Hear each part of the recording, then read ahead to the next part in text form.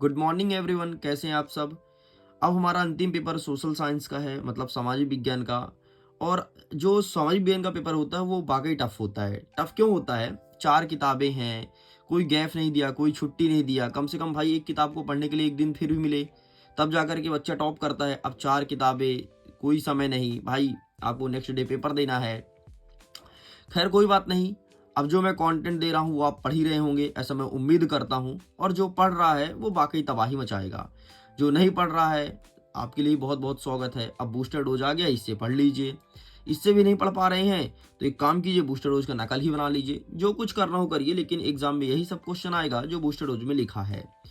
अब देखो, booster dose के पहले मैं पेपर उपलब्ध कराया था 4 सेटों में, जो कि रियल पेपर नहीं था, प्रैक्टिस पेपर था।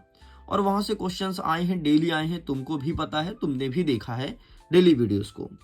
तो अब देखो क्या है, प्रैक्टिस पेपर में जो कुछ क्वेश्चंस रहते हैं ना, वो सब तुम तैयार कर लेते हो तो तुम्हें बूस्टर डोज तैयार करने में ज्यादा टफ नहीं होता है। फिर बूस्टर डोज में जो क्वेश्चन आता है वो देखो कि क्या क्या तैयार है। तो जो तैयार है तो ठीक है, जो नहीं है उसे रिवीजन कर लो या पढ़ लो, है ना। ये चीजें होती है। बहुत सारे स्टूडेंट्स केवल बूस्टर डोज का वेट करते हैं, तो देखिए गलत बात है। वार्षिक परीक्षा में, फाइनल परीक्षा में ऐसा मत करना। फाइनल परीक्षा का तो मुझे नहीं पता बूस्टर डोज आएगा भी कि नहीं आएगा, लेकिन फाइनल पेपर में ऐसा मत करना, ठीक है। चलो खैर, हम वीडियो को करते हैं फटाफट शुरू और देखते हैं कैसे क्वेश्चंस रखे गए हैं।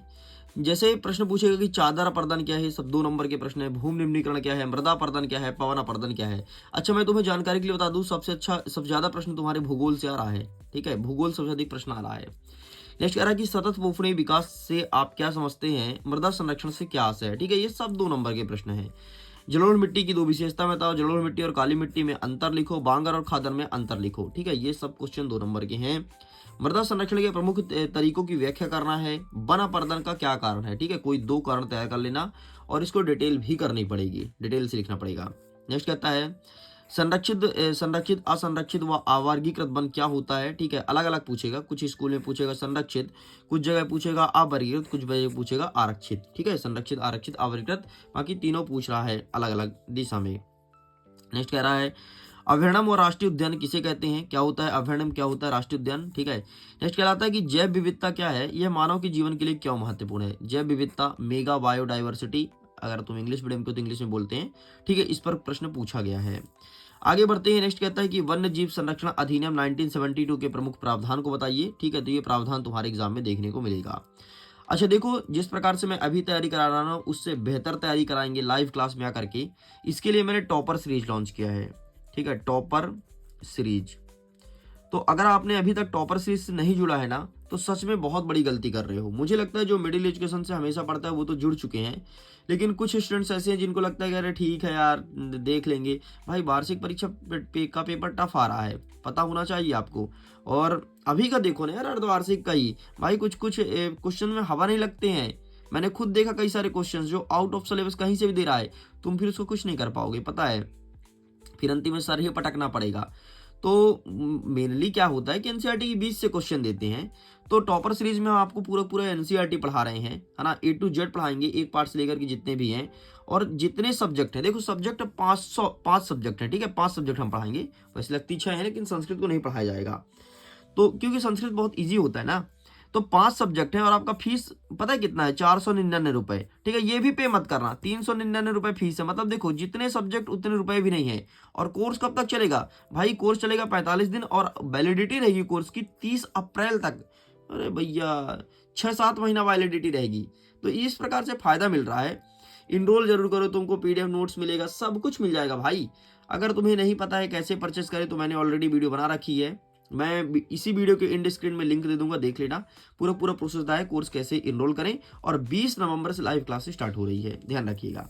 नेक्स्ट कहता है वन्य जीव प्राणी संरक्षण क्यों आवश्यक है, सरदार सरोवर बांध का महत्व बताना है, ठीक है। बहुउद्देशीय परियोजना से होने वाले लाभ तथा हानि बताओ। बहुउद्देशीय परियोजना का मतलब जो बांध वगैरह बनाए जाते हैं ना, ऐसे बांध वगैरह पुल वगैरह बनते हैं और जिसमें पानी स्टोर होता है, तो वो कई सारे उद्देश्य को पूर्ति करते हैं, जैसे सिंचाई के लिए और बिजली उत्पादन करने के लिए, और कोई अगर जीव जंतु पाल रहा है तो उनके लिए, तो ये सब चीज़ों के लिए यूज होता है।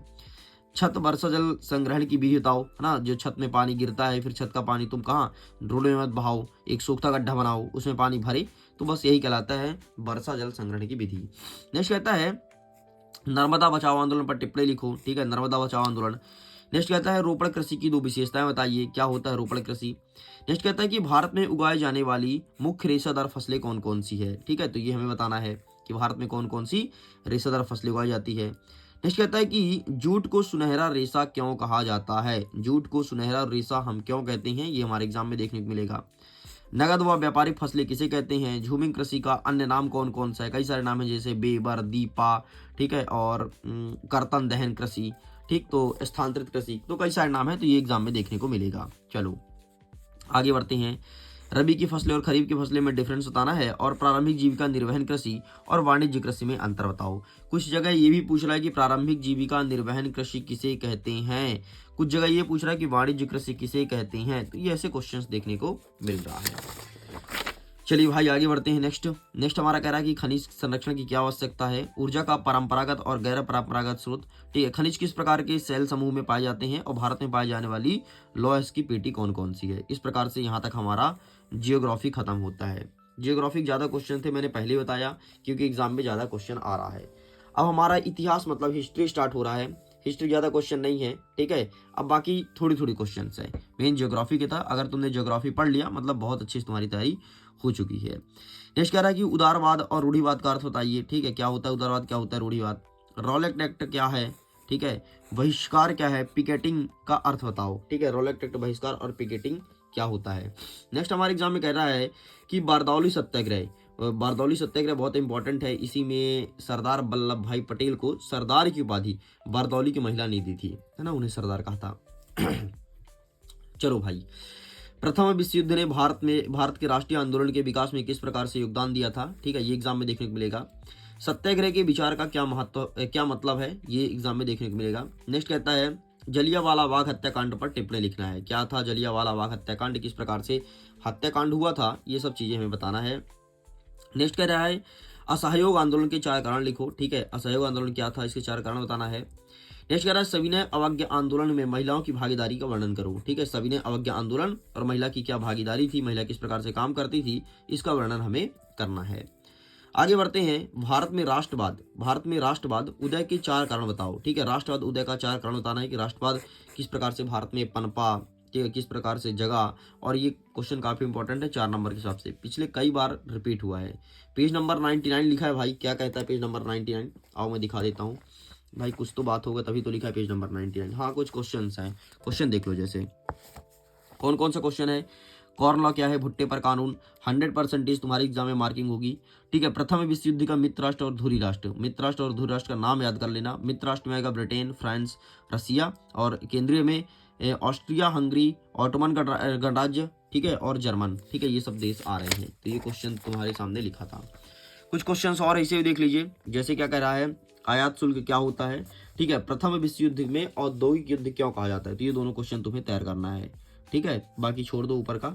नेक्स्ट क्वेश्चन 3 नंबर के हिसाब से रेशम मार्ग पर टिप्पणी लिखना है, ठीक है, तो ये भी तुम्हारे एग्जाम में देखने को मिल रहा है। और कुछ लिखा है क्या, हाँ कुछ पेज और लिखा है, वो भी मैं दिखा देता हूँ, ठीक है, बस खत्म करना है, इतना ही पढ़ना है।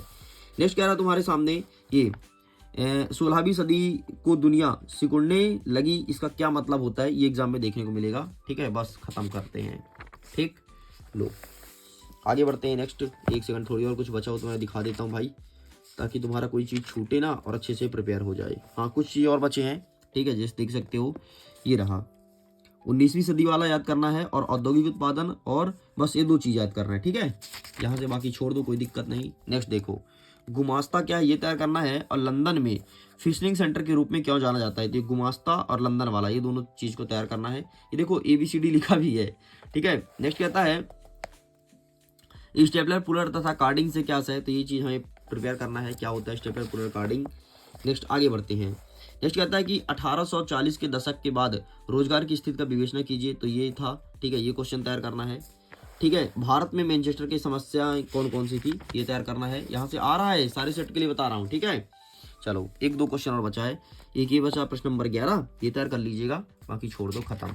लो खत्म भैया, इतने सारे क्वेश्चंस थे जो कि यहाँ पर लिखे थे पेज नंबर, इसलिए मुझे बताना पड़ा। एक सेकंड ना, थोड़ी और मैं चेक कर लेता हूँ, ठीक, ओके डन, ऑल राइट, खत्म। नेक्स्ट कह रहा है हमारा कि गृह युद्ध किसे कहते हैं और सत्ता का क्षैतिज और ऊर्ध्वाधर बंटवारा क्या होता है, श्रीलंकाई तमिल की प्रमुख मांगे कौन कौन सी है और गठबंधन सरकार से क्या अर्थ है। फिर से अगेन एक पेज नंबर लिखा है 34, इसे भी देख लेते हैं पेज नंबर 134 का क्या कहना है ना। तो ये सब चीज़ें भाई तैयार करना है, जो जो लिखा है वो पढ़ना है हमें, क्योंकि यहाँ से क्वेश्चंस बन रहे हैं। अच्छा ये लिखा है 134 में, ये रहा दूसरा नंबर प्रश्न, देख लो क्या कहता है कि वास्तविक विकेंद्रीकरण की दिशा में एक बड़ा कदम 1992 में उठाया गया, ऐसा क्यों, ये लिखना है। ठीक है, इसके बाद आपको क्या लिखना है, संघात्मक और एकात्मक शासन व्यवस्था पर टिप्पणी लिखिए, ये चीज हमें तैयार करना है। नेक्स्ट क्या लाता है हमारा, सत्ता का विकेंद्रीकरण के 3 लाभ बताइए। ठीक है, सत्ता के विकेंद्रीकरण का 3 लाभ बताना है। ठीक है, नेक्स्ट एकात्मक शासन के 2 बताइएगा। ठीक है, ये तैयार करना है, बाकी छोड़ दो। हाँ, संघीय व्यवस्था की 3 विशेषताएं, ये तैयार कर लो, आंसर सहित अवेलेबल है। चलिए आगे क्वेश्चन को तैयार कर लेते हैं। राष्ट्रीय पार्टी दल बदल और शपथ पत्र का क्या अर्थ है, ये हमें तैयार करना है। राजनीतिक दल व इसकी विशेषताएं कौन कौन सी है। ठीक है, राजनीतिक दल कौन सी है, सबसे पहले उसका नाम याद रखना और उसकी विशेषताएं याद रखना। क्षेत्रीय दल व राष्ट्रीय दल में अंतर स्पष्ट कीजिए। राजनीतिक दल अपना कामकाज बेहतर ढंग से करे, इसके लिए मजबूत बनाने के लिए कौन कौन से सुझाव आप दे सकते हैं। ठीक है, ये तैयार करना है। नेक्स्ट कहता है, अब आ गया आपका, ये भी खत्म, अब आ गया आपका इकोनॉमिक ज़्यादा क्वेश्चन नहीं, कम ही है। राष्ट्रीय आय, साक्षरता दर और सतत पोषणीय विकास का क्या मतलब होता है। संगठित क्षेत्र की विशेषताएं बताना है और शहरी क्षेत्र में रोजगार की स्थिति। ठीक है, संगठित क्षेत्र की विशेषताएं और शहरी क्षेत्र में रोजगार की स्थिति। नेक्स्ट कहता है मनरेगा क्या है, मनरेगा का उद्देश्य बताइए। ठीक है, और द्वितीय क्षेत्र की विशेषताएं बतानी है। नेक्स्ट कहता है खुली और प्रच्छन्न बेरोजगारी में अंतर स्पष्ट कीजिए एंड प्राथमिक, द्वितीय और तृतीय क्षेत्र से क्या आशय है और उदाहरण बताना है कि प्राथमिक क्षेत्र में क्या आता है। तो जैसे कृषि आ गया, मत्स्य पालन आ गया। ठीक है, कृषि, मत्स्य पालन, ये सब प्राथमिक क्षेत्र में आता है। द्वितीय में क्या आता है, तृतीय में क्या आता है, ये उदाहरण जरूर याद रखना। इसके लिए एक और पेज नंबर लिखा है 173, बस इसके कुछ क्वेश्चन और देख लेते हैं 173 के, बाकी फिर हम वीडियो को करते हैं खत्म। ये रहा तुम्हारे सामने वस्तु विनिमय क्या है और मुद्रा विनिमय क्या है। ठीक है, ये दोनों तैयार कर लेना। ठीक है, विकास के लिए ऋण की क्या भूमिका है। ठीक है, ये चीज हमें तैयार करना है। आगे देख लेते हैं। नेक्स्ट हमें देखना है कि भारत में ऋण के औपचारिक स्रोत कौन कौन से हैं, ये तैयार कीजिएगा। नेक्स्ट हमारे एग्जाम में आएगा कि भारत में रिजर्व बैंक के 3 कार्य बताना है और इसके बाद देखना है कि क्या कारण है कि कुछ बैंक कर्जदारों को कर्ज देने के लिए तैयार नहीं होते हैं, बस ये तैयार करना है। ठीक है, बाकी यहाँ से कुछ है क्या, हाँ, स्व सहायता समूह एक बार देख लेना, ये स्व सहायता समूह, क्योंकि सरकार इसको भयंकर बढ़ावा दे रही है और आपके बूस्टर डोज में भी लिखा है। ठीक, लो भाई खत्म। मुद्रा के कार्य कौन कौन से होते हैं, मुद्रा के कार्य मोटा माटी देख लो। ठीक है, ये एग्जाम में देखने को मिलेगा। 1 सेकंड रुकिएगा, मैं कुछ क्वेश्चन और देख लेता हूँ, अगर होगा तो। हाँ, बस 2 क्वेश्चन और बचा है, 2 क्वेश्चन और देख लो फटाफट। ये देखो, बहुराष्ट्रीय कंपनी से आप क्या समझते हैं, ये वाला तैयार करना है। ठीक है, आपको नेक्स्ट आपको तैयार करना है कौन सा, ये वाला, अतीत में देशों को जोड़ने का मुख्य साधन क्या था, ये तैयार करना है। वैश्वीकरण का क्या अर्थ होता है, ये तैयार करना है। ठीक, ये रहा इसका answer, take a screenshot. And ये रहा भारत में वैश्वीकरण का प्रभाव कैसे पड़ा था, मतलब यहाँ से केवल वैश्वीकरण पर ही प्रश्न पूछेगा। लो भाई, सब कुछ होता है खत्म।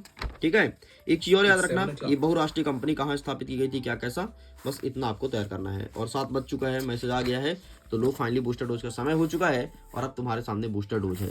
सब कुछ कर लेना है ना। कुछ क्वेश्चंस यहाँ पर पेज नंबर लिखे थे तो मैंने पेज नंबर से बता दिया, बाकी कुछ क्वेश्चंस आपके इस बुक से नहीं था, ये कहीं कहीं और से क्वेश्चन है।